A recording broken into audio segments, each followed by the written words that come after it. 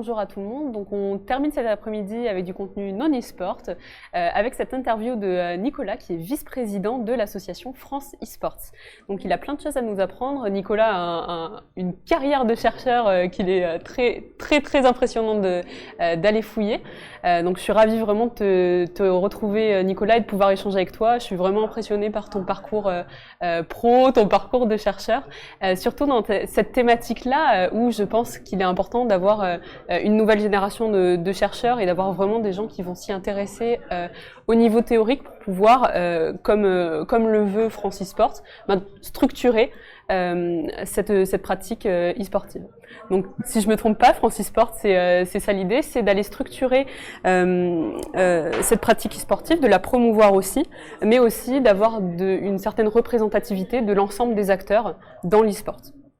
Exactement, c'est tout à fait ça. Déjà, merci beaucoup pour l'invitation, je suis ravi et c'est gentil pour le gentil message sur la recherche. Ouais, effectivement, donc l'association France e-sport, comme son nom l'indique, c'est une association qui a été créée en avril 2016 à la demande des pouvoirs publics et plus particulièrement du secrétariat d'État chargé au numérique, qui avait pour volonté en fait que le secteur soit représenté par une voix unique plutôt qu'il y ait plein d'acteurs qui viennent solliciter les pouvoirs publics. Ils avaient besoin qu'il y ait finalement une entité représentative de ce secteur. Et donc aujourd'hui, la mission principale de France e-sport, c'est, comme tu l'as dit, de faire la promotion des sports électroniques. Mais pour le dire plus simplement, c'est de défendre les intérêts du secteur auprès des pouvoirs publics, que ce soit les différents ministères. Donc on travaille beaucoup avec le ministère de l'économie par l'intermédiaire du secrétariat d'État chargé au numérique, comme je l'ai dit, mais aussi avec le ministère des Sports, le ministère de l'Intérieur, le ministère des Affaires étrangères, et puis tout ce qui peut concerner les collectivités territoriales, que ce soit les villes, les communes, les métropoles ou encore les régions. Donc voilà les principales missions de France e-sport. Et aujourd'hui, on représente à la fois des joueurs du niveau loisir jusqu'au très haut niveau en passant par l'amateurisme.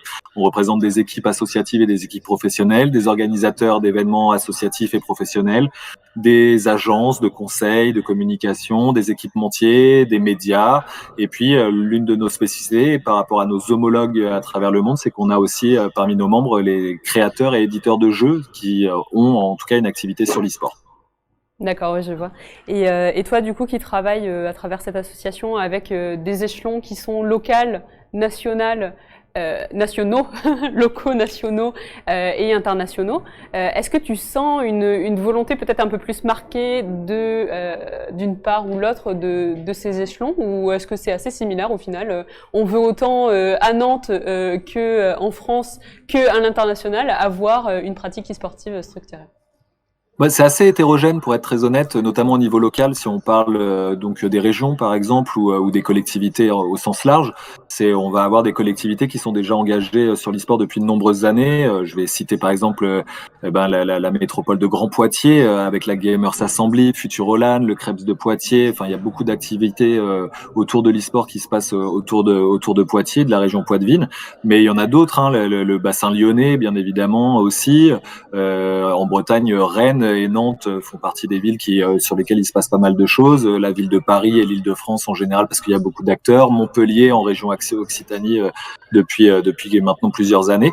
Et puis après, il y a un petit peu d'autres collectivités où c'est un peu pour l'instant on va dire, je vais pas dire le néant parce que ce serait exagéré, mais où il se passe pas beaucoup de choses. Je sais pas si je dis la Bourgogne-Franche-Comté. Très honnêtement, on a peu de contact avec des acteurs de cette région-là et encore moins les collectivités territoriales.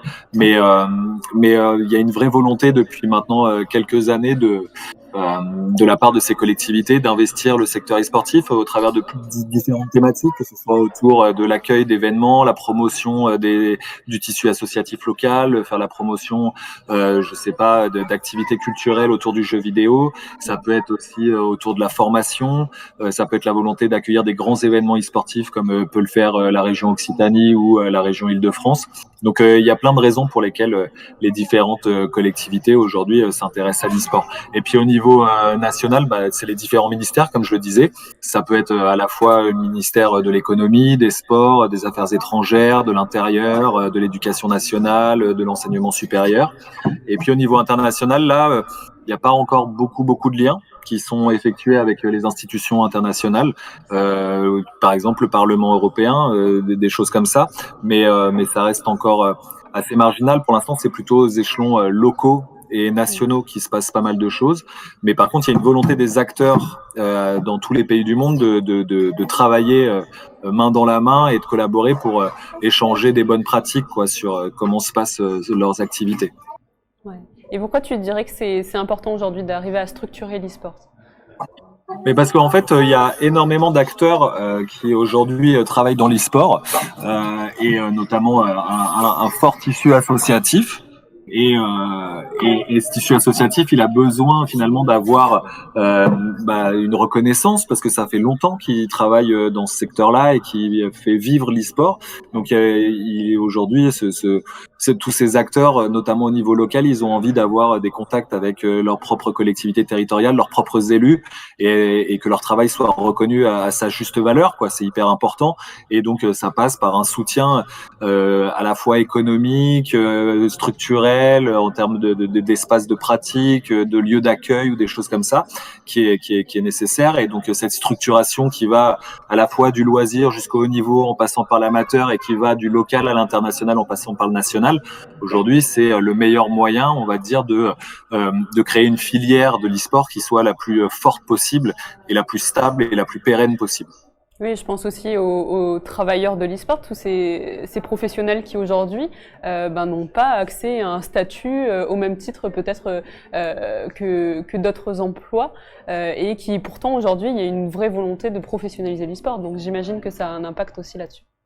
Ouais, bien évidemment. Après, il y a, je veux dire, on va dire, le joueur professionnel compétitif. Aujourd'hui, il peut avoir un statut depuis la loi pour une république pour une république numérique d'octobre 2016 et les 2 décrets d'application de mai 2017.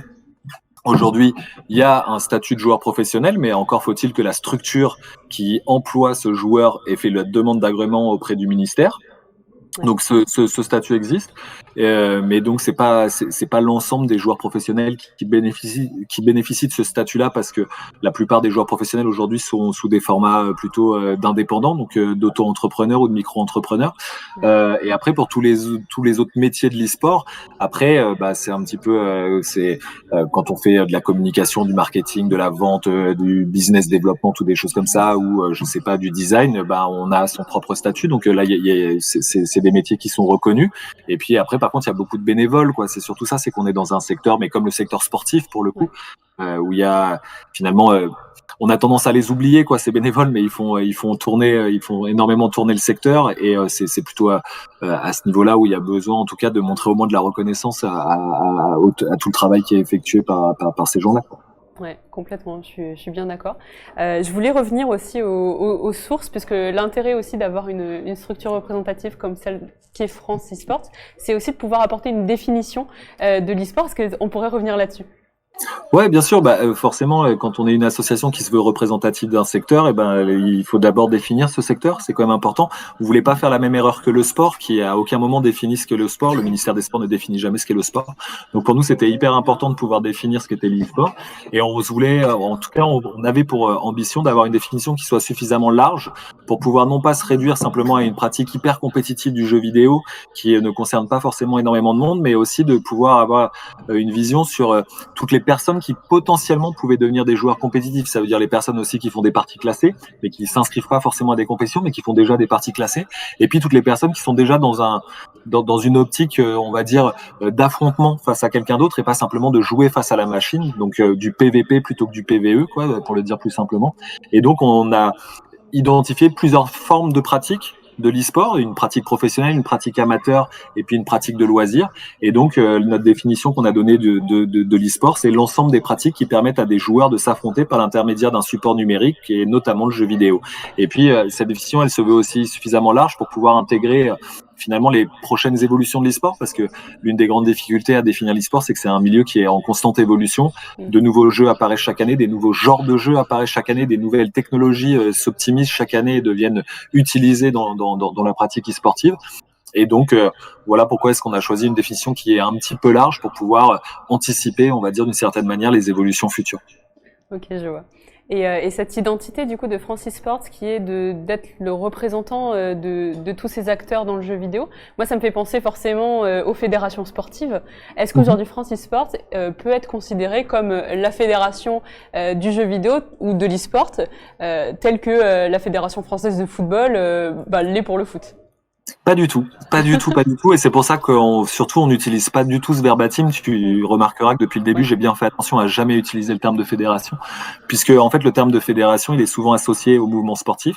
Et le rôle d'une fédération sportive, c'est d'organiser et de réguler les compétitions nationales sur son territoire. Et aujourd'hui, les seuls régulateurs du jeu vidéo, ce sont les ayants droit, ce sont les détenteurs de la propriété intellectuelle et donc les éditeurs de jeux. Et nous, Francis Sport, on n'a pas du tout vocation à venir réguler des pratiques que, en tout cas, on n'a pas le droit de réguler, vu que ce sont les éditeurs qui détiennent cette possibilité-là. Donc nous, on vient se positionner sur, en tout cas, en essayant d'apporter une plus-value à ce que les éditeurs ne peuvent pas faire. Donc, c'est-à-dire s'intéresser aux questions d'éthique et d'intégrité, de structuration, les aspects éducatifs, les aspects de santé publique, les enjeux de diversité, d'inclusion. C'est tous ces aspects-là que les éditeurs ne peuvent pas traiter, soit parce que ce n'est pas une priorité pour eux, soit parce qu'ils n'en ont pas les ressources temporelles, les ressources financières ou les ressources humaines. Et c'est là où nous, Francis Sport, on va intervenir. Et puis encore une fois, on a ce travail de lobbying auprès des pouvoirs publics pour venir justement essayer de défendre les intérêts du secteur. Mais on n'est pas du tout une fédération. Ce qui se rapproche le plus d'une fédération, enfin si je devais prendre un exemple, la fédération de League of Legends, c'est Riot Games. Ce sont eux qui régulent League of Legends. Nous, on n'a pas du tout cette vocation-là. D'accord, oui, je vois. Mais du coup, j'aimerais bien revenir sur ce que tu disais il y a quelques secondes, c'est sur les thématiques éthiques dans le jeu vidéo et l'inclusion. Quelles sont aujourd'hui pour toi les vraies, les problématiques centrales dans l'e-sport? Il y en a beaucoup. Pour moi, Ouais. la plus importante, et on l'évoque assez peu, mais c'est la question de la durabilité du secteur, ce qu'en anglais on appelle la sustainability. Mhm. C'est hyper central et cette durabilité, cette pérennisation du secteur, aujourd'hui, elle passe par tous les acteurs. Donc à la fois la durabilité des carrières des joueurs, faire en sorte qu'aujourd'hui les carrières des joueurs de très haut niveau ne s'arrêtent pas à 24 ans ou 25 ans. Donc ça veut dire aussi s'intéresser à la prévention de la santé de ces joueurs-là et à la professionnalisation de leur activité. Mais quand on parle de pérennisation, on parle également de pérennisation des autres acteurs et notamment des clubs et des organisateurs d'événements. Et donc ça nécessite de repenser les modèles économiques de ces maillons de la chaîne de valeur de l'e-sport. Donc faire en sorte d'avoir des modèles économiques qui soient pas précaires comme c'est le cas aujourd'hui, qui soient fondamentalement et intrinsèquement, on va dire, dépendant du sponsoring et des investisseurs privés. Et on le voit bien aujourd'hui en pleine crise économique, à quel point ces acteurs-là sont touchés. Et puis quand on parle de pérennisation, on parle aussi de pérennisation des scènes compétitives. Et donc là, ça touche les éditeurs de jeux, faire en sorte que les éditeurs de jeux fassent durer leurs scènes compétitives sur lesquelles s'affrontent des joueurs le plus longtemps possible et que les scènes ne s'arrêtent pas d'un coup, mettant tout d'un coup tout un pan du secteur à l'arrêt parce que il y a plus de compétition sur Heroes of the Storm par exemple, quoi. Et Ouais. donc plus les joueurs se retrouvent sans activité, les clubs sont obligés de fermer leurs équipes, les organisateurs d'événements sur ce jeu-là sont obligés de s'arrêter. Donc la pérennisation pour moi elle me semble centrale. Et puis après bien évidemment il y a plein d'enjeux et de défis et de challenges auxquels est confronté le secteur. Donc j'en ai évoqué quelques-uns, la structuration on l'a déjà évoqué, mais les enjeux d'éthique et d'intégrité, donc de lutte contre la triche, et la triche elle prend plein de formes dans l'e-sport, que ce soit utiliser des logiciels tiers, que ce soit les manipulations de matchs et les paris truqués ou le dopage cognitif.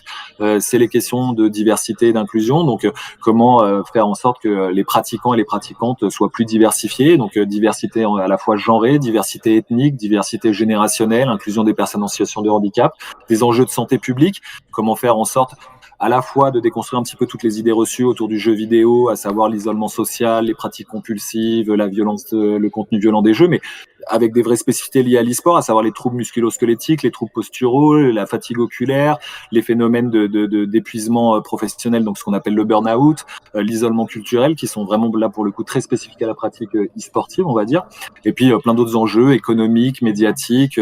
Bref, aujourd'hui, il y a, on va dire, l'avenir de l'e-sport est incertain, mais en tout cas, la pratique est là pour durer. Donc, comment est-ce qu'on fait pour la rendre, on va dire, la plus responsable sur le long terme, quoi. Ouais. Et quelles sont du coup les actions concrètes de l'association pour être plus inclusive dans l'e-sport? Alors, par exemple, si on parle vraiment d'inclusion et de diversité au sein de l'association, donc on a un département qui s'appelle, dont je suis le vice-président, c'est santé, société et éducation. Et donc dans ces questions de société, il y a un pôle diversité. Et donc on travaille main dans la main avec des réseaux d'entraide qui sont spécialisés sur ces questions-là. Donc on travaille avec Women in Games et Gamers qui sont spécialisés sur la diversité genrée. On travaille avec Cap Game qui est spécialisé sur l'inclusion des personnes en situation de handicap. Et on travaille avec Silver Geek qui est spécialisé sur le lien intergénérationnel grâce aux jeux vidéo. Et alors les premières initiatives qu'on a menées, c'était d'abord de créer un répertoire et un référencement de tous les réseaux d'entraide qui existent en France et à travers le monde sur ces différentes thématiques de la diversité et de l'e-sport. Donc ça permet déjà d'avoir, on va dire, un annuaire à disposition de tout l'ensemble du secteur et des membres de France e-sport et ainsi de suite. Puis un deuxième travail qui est aussi en cours et qui est déjà sorti, c'est on avait à cœur de vouloir mettre en avant, on va dire les profils féminins et les personnalités féminines du secteur de l'e-sport, qu'elles soient joueuses, casteuses ou personnalités de l'ombre, on va dire. Et donc on a mis en place un podcast qui s'appelle Et toi tu joues, qui met donc en lumière pendant 1 heure les parcours de ces femmes-là. Avec Cap Game, on a mis en place des compétitions inclusives en binôme handi valide sur 3 jeux qui Génial. qui sont PES, Street Fighter 5 et Forza Motorsport, le 7 je crois, voilà. Et donc ça se tient d'habitude pendant la Paris Games Week. Donc on a déjà fait 2 éditions en partenariat avec Cap Game. Cap Game continue à faire des compétitions avec notamment la Fédération française handisport aussi, donc on a un peu accompagné. Là on travaille sur un code de conduite qui devrait pas tarder à sortir. C'est nous on a parmi les outils qu'on met à disposition pour le secteur, c'est des guides. On a un guide de l'organisateur qui sort en plusieurs chapitres. Et là, on travaille sur le chapitre pour favoriser la diversité dans les événements compétitifs en France. Et donc, toutes les formes de diversité, donc avec des recommandations et ainsi de suite. Donc, on a déjà plus de 7-8 pages de rédigées là. Et on espère pouvoir sortir ça d'ici quelques semaines, voire quelques mois, quoi. Voilà, on a aussi dans les bacs un code de conduite. Enfin, il y a plein de choses, quoi. Ok, je vois. Bon, j'interromps le fil de mes questions parce que le stream se pose une question, c'est est-ce qu'il y a des équivalents à France eSports chez nos voisins européens? Ouais, bien sûr, bien évidemment, alors qu'ils prennent des formats un peu différents. Nous, notre grande spécificité, entre autres, c'est d'avoir parmi nos membres donc les créateurs et éditeurs de jeux. Pourquoi est-ce que c'est le cas en France? C'est parce qu'on a, je sais pas si c'est la chance, mais moi je pense que c'est une chance, c'est d'avoir beaucoup d'éditeurs qui sont sur l'e-sport et qui ont des antennes nationales en France, quoi. C'est-à-dire que Riot Games c'est un bureau français, Electronic Arts c'est un bureau français. Et si je prends le cas de la Suisse que je connais très bien, il n'y a pas de Riot Games suisse ou il n'y a pas d'Electronic Arts suisse, donc ça c'est plus compliqué. Mais on a aujourd'hui dans tous les pays du monde, il y a des associations nationales qui parfois se prétendent fédérations, à juste titre ou pas, mais en tout cas, on travaille beaucoup avec la Grande-Bretagne, donc avec UK, avec la British Esports Association. On travaille beaucoup avec l'Allemagne, avec l'ESBD, qui est l'Esports Bund Deutschland. On travaille beaucoup avec la Suisse Esports Federation. On travaille aussi avec les Scandinaves, que ce soit eSports Danemark ou que ce soit, et je me risquerai pas en Finlande à prononcer comment ça s'appelle pour association nationale, mais voilà. Donc oui, il y a des équivalents à France eSport partout, mais avec des modèles très différents. Certains, nous en France, on est plutôt sous tutelle du ministère de l'économie. Il y a d'autres pays, c'est plutôt sous tutelle du ministère des Sports. Et il y a d'autres pays, c'est plutôt sous tutelle du ministère de la Culture. Ça dépend vraiment des pays.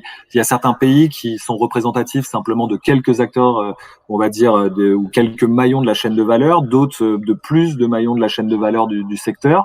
Et puis il y a des pays qui organisent, enfin en tout cas des associations nationales ou des fédérations nationales qui organisent des compétitions. Nous, chez France eSport, on a fait le choix de pas être organisateur de compétition parce que ce sont nos membres qui le font. C'est-à-dire parmi nos membres, on a ESL, on a plein d'autres organisateurs d'événements et c'est leur spécialité à eux. Si nous on fait la même chose qu'eux, en fait, on leur prend du travail, quoi. On vient marcher sur leur plate-bande et ça a aucun intérêt. Si on veut défendre les intérêts de nos membres, faut pas qu'on fasse la même chose qu'eux, quoi. Oui, c'est clair. C'est plus par coopération qu'il faut avancer plutôt que par compétition. C'est ça. Ouais, je vois complètement. Je vois l'heure tourner et je pense que tu sais, mais on a 2 tournois d'organisés qui sont League of Legends et Rocket League. il me semble, et j'ai envie d'en parler, que toi, tu as commencé ta carrière de joueur par StarCraft. Ouais, je sais pas si on peut parler de carrière de joueur, mais j'ai découvert, on va dire, la compétition sur le jeu vidéo grâce à StarCraft, et même avant que ce soit Brood War, même avant l'extension Brood War. Donc le premier StarCraft, j'avais 15 ans, je rentrais au lycée en seconde, il y avait encore pas mal de salles de jeux en réseau à l'époque, et donc j'allais jouer avec des copains qui m'ont fait découvrir StarCraft, et ça a été mes premières amours StarCraft, ouais. Ouais, j'imagine. Moi aussi, pour tout te dire. Ah, cool. Si on a un tournoi un jour de StarCraft, on t'invite et on espère bien que tu seras là. Avec plaisir, je finirai dernier, mais je serai bien content, il n'y a aucun souci. Et pour conclure sur cette interview, moi j'aimerais bien aller sur ton côté chercheur. Est-ce que tu penses que le fait que maintenant on s'y intéresse vraiment à un niveau académique, ça permet à l'e-sport de vraiment prendre une nouvelle place et une place un petit peu plus sérieuse où on arrête d'avoir des idées toutes faites sur ce que c'est le jeu vidéo et l'e-sport en général? En tout cas, ça permet de légitimer la place de l'e-sport au sein on va dire, du milieu universitaire déjà. Après, ça participe, mais c'est pas ça qui fera changer les mentalités, mais ça y participe, quoi. Je veux dire, c'est pas hyper visible. Je pense que lorsqu'un média comme l'équipe se met à avoir une section dédiée à l'e-sport et une chaîne Twitch, ça a beaucoup plus d'impact que lorsqu'il y a 3 chercheurs qui publient un papier sur l'e-sport, pour être très honnête.